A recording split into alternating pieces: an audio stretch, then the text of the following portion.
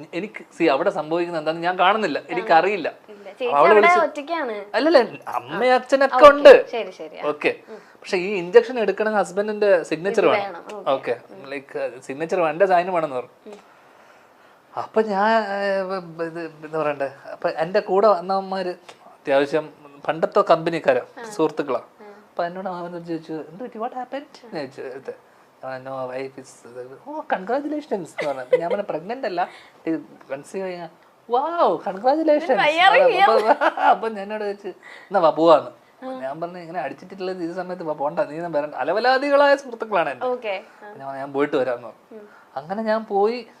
Actually ഞാൻ പോയി വരുന്നതും പോകുന്നതും നേരെ കയറി നമുക്ക് കാണാലോ, പോകുന്നതും കയറുന്നതും കുഞ്ഞിനെ അടുത്ത് ടൈമിംഗ് എന്നൊക്കെ പറഞ്ഞാൽ അതാണ് ടൈമിംഗ്. കറക്റ്റ് ടൈമിനാണ് ഞാൻ എത്തുന്നതും. അതാണ് ഐശ്വര്യം എന്നൊക്കെ പറഞ്ഞത്. സാർ കൊണ്ടുപോയി പെയിൻ ഇൻഡ്യൂസ് ചെയ്യാൻ മരുന്നൊക്കെ കൊടുത്തു. ഓക്കെ, അപ്പോ അല്ല, പക്ഷെ അതിന് എനിക്ക് യാതൊരു പ്രശ്നമില്ല. അവിടെ എന്ത് വേണം, നമ്മൾ നിന്ന് സ്പോട്ടിൽ പോയി അടി വാങ്ങിക്കുമല്ലോ, അങ്ങനത്തെ ഒരു മനുഷ്യനാണ്. അപ്പൊ എനിക്കതിന് ചെയ്ത് അവളെ ചീത്ത പറഞ്ഞു, ഒരു കുഴപ്പമില്ലല്ലോ.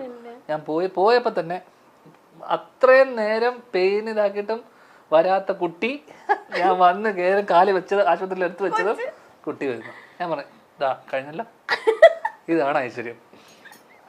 ഡോക്ടറോട് ഞാൻ പറഞ്ഞു, ഇത്രയും നേരം കഷ്ടപ്പെട്ട് കാണുന്നുണ്ടല്ലോ.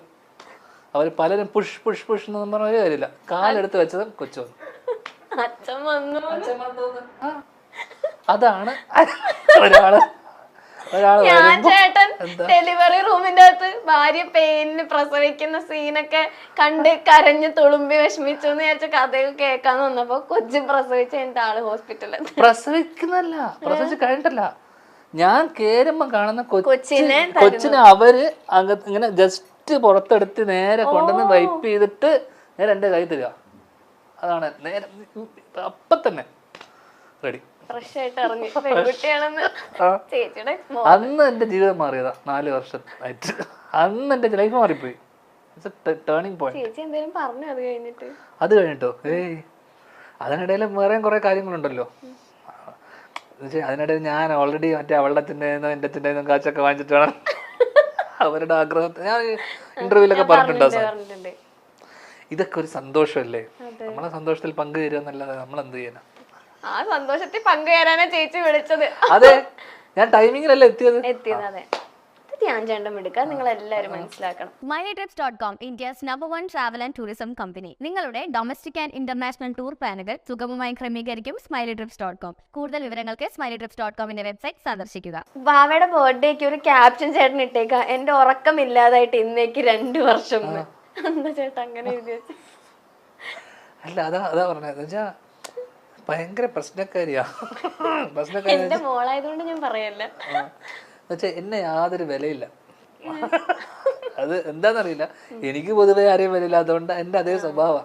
ഓക്കെ, എന്നെ യാതൊരു വിലയില്ല. അപ്പൊ എന്നെ കാണുന്നത് തന്നെ, അവള് കാണുന്നത് തന്നെ, ഞാൻ ലോകത്തിൽ ഏറ്റവും വൃത്തികെട്ട മനുഷ്യനായിട്ടാണ് എന്നെ കാണുന്നത്. വെച്ച് കഴിഞ്ഞാൽ go take Baat, wash your hands, chappal remove ചെയ്യ ചപ്പൽ.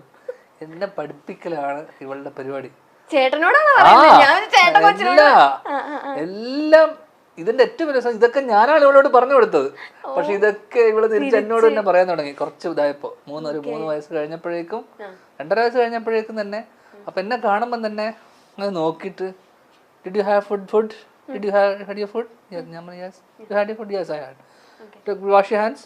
ഫുൾ എന്നെ ഫുൾ കലിപ്പത്തിയ ആ കാര്യത്തില്. അപ്പൊ ഞാൻ ഉറങ്ങുമ്പോൾ വരെ, ഇപ്പൊ രാവിലെ ഞാൻ ഉറങ്ങുവാണ്, എന്നെ എഴുന്നേപ്പിച്ചിട്ട് why it's morning, why is sleeping still എന്നൊക്കെ പറഞ്ഞ ഫുൾ പ്രശ്നം. പക്ഷെ ഇവള് ചിലപ്പോ ഉച്ചക്ക് ഉറങ്ങിയാലും ഒരു കുഴപ്പമില്ല. പിന്നെ രാത്രി എന്നെ ഉറങ്ങാൻ സമ്മതിക്കൂല. Come on let's watch something, you are always sleeping. Full പ്രശ്നം. അതുകൊണ്ട് ഞാൻ സ്നേഹമില്ലാത്തോണ്ടല്ല ചേട്ടാ, അച്ഛനോടുള്ള സ്നേഹം ഇല്ലാന്ന് ഞാൻ ഒരിക്കലും പറഞ്ഞില്ലല്ലോ, പ്രശ്നക്കാരിയാന്നല്ലേ ഞാൻ പറഞ്ഞോളൂ. ഭയങ്കര സ്നേഹം ഞാൻ ഉണ്ടെങ്കിൽ പിന്നെ എന്റെ കാര്യങ്ങൾ, കാരണം ഞാൻ ഒരു ഉത്തരവാദിത്വം ഇല്ലാത്ത ഒരുത്തനാന്നുള്ള ഒരു ഫീലിംഗ് അവൾക്ക് 2-2.5 വയസ്സ് തന്നെ അവൾക്ക് മനസ്സിലാക്കി. അതുകൊണ്ട് തന്നെ എന്നെ അച്ചടക്കം പഠിപ്പിക്കുക എന്നുള്ളതാണ് അവളുടെ ലക്ഷ്യം പോലെയാണ് അവള് എന്നോട് പെരുമാറുന്നത്. എന്നോട് ഇന്നലെ വന്നിട്ട് എന്നോട് പറഞ്ഞു, look at you, you are so fat എന്ന്. Look at your tummy. What is this, you are so fat. അപ്പം ഞാൻ yes I won't reduce my weight, I do it for me. Okay fine. അപ്പം എന്നോട് എപ്പോഴും പറഞ്ഞറിയാമോ, fine.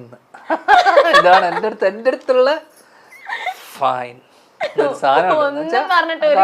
Fine, okay fine, ഇങ്ങനെ ഒരു സാധനം. U are so fat, U are so fine. അതൊരു പോക്ക.